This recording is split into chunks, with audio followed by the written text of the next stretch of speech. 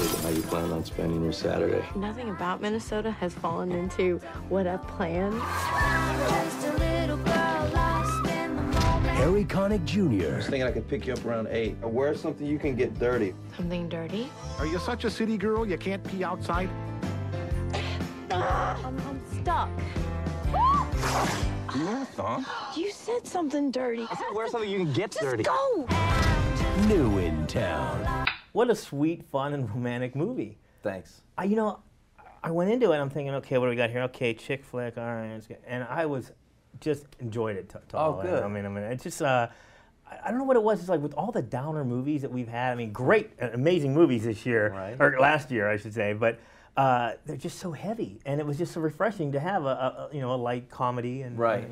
Well, it was fun to make it too, and especially when it's kind of set against a factory that's about to get shut down, which is so pertinent right now. I think it's an amazing, it's more than a coincidence, but it's an amazing situation that we're in our own world in real life, and then this movie is basically imitating that exact same thing, and then you've got this romance sort of budding on top of that.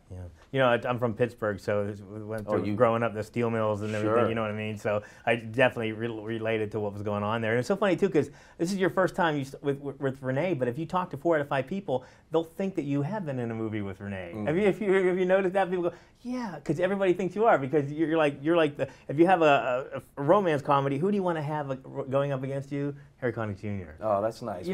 She's an amazing girl, man, and she's just an incredible talent. And it's I've heard a lot of comments about this chemistry between us, and it's really tough not to have chemistry with her. Really, you know what I mean? She's just like a burst of energy, man. She's great to be around. Yeah, and you also get lost in her eyes too. Oh. I know I've flubbed up a few times talking to her. Oh, sure, it's very easy. You don't always have chemistry. You're doing the.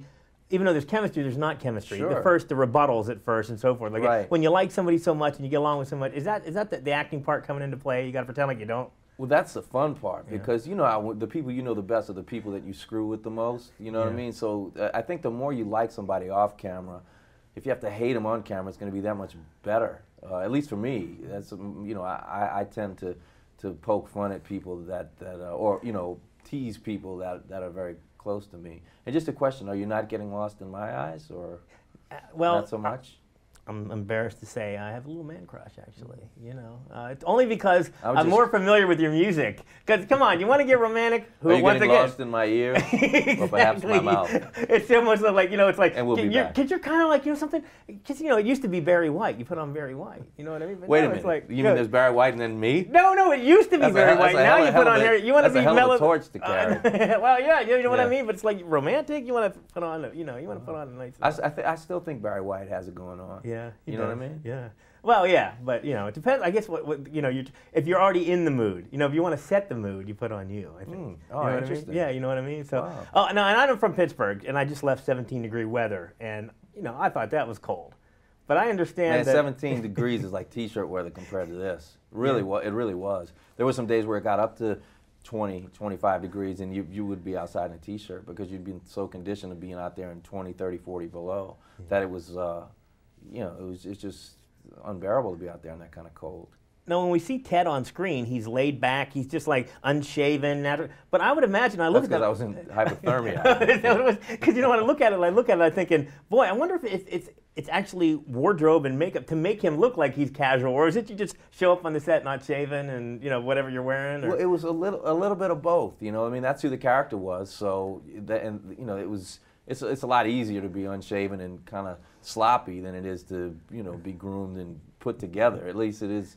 It's harder for me to be put together for me. So yeah, it was a little bit of both. I mean, that's also kind of the design of the wardrobe people and the hair and makeup people who kind of make you look like that. Were you finding tapioca for days after the fight? Man, that tapioca. I mean, that stuff. Yeah, I was finding it all in places on my body I didn't even know I had. Yeah, it was nasty. Great fun. Thanks so much. Thanks a lot. Thank you.